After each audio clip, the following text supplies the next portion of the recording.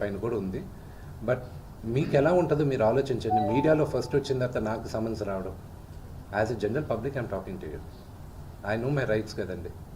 మరోవైపు మనోజ్ ఏమో కంప్లీట్ గా విష్ణు టీమ్ కి మాత్రమే సపోర్ట్ చేస్తున్నారు, పోలీసులు అలిగేషన్ చేస్తున్నారు. అంటే మొత్తానికి I feel the only thing is that I leave you to judge it. నిన్న రాత్రి జరిగిన సంగతి యూ సాట్. మీ ఇళ్ళకి వచ్చి ఎవరైనా ఒక 20 మంది వచ్చి మీ గేట్లు పగలు కొట్టి లోపల తండ్రిగా కూర్చొని ఉంటే తండ్రిపైకి వెళ్తారా అనే క్వశ్చన్ మీకే వదులుతున్నా. నేను చావనైనా చేస్తాను కానీ అలాంటి పని చేయండి. మా నాన్న నోరు మూసుకో అంటే షడప్. నేను కంపల్సరీ నేను చెప్పాను కదండి, కమిషనర్ గారికి నేను రెస్పెక్ట్ ఇస్తాను. I give respect to the chair and I'll go. నాన్నగారికి ఇప్పుడు న్యూస్ బులెటిన్ ఇప్పుడే వచ్చింది కదా, medical bulletin.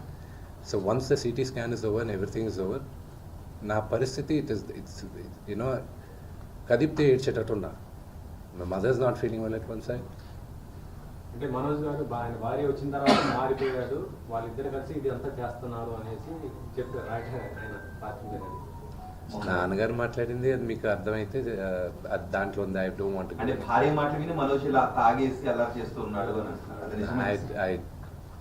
I will not answer that question. విద్యా సంస్థల ఇష్యూ పెద్దదవడం వల్లే ఇదంతా జరుగుతుంది అని చెప్పేసి బయట మనోజ్ అయితే డైరెక్ట్గా అక్రమాలు జరుగుతున్నాయి అక్కడ స్టేట్మెంట్ ఇచ్చాడు కదా. సో అదేనా కారణం ఈ ఇష్యూస్ అంతటికి?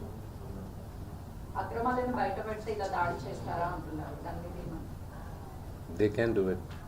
టుడే తెలుగు రాష్ట్రాల్లో Mohan Babu university is one of the most prestigious university. భారతదేశంలో ఐఐటీస్ని ఛాలెంజ్ చేసాం మనం.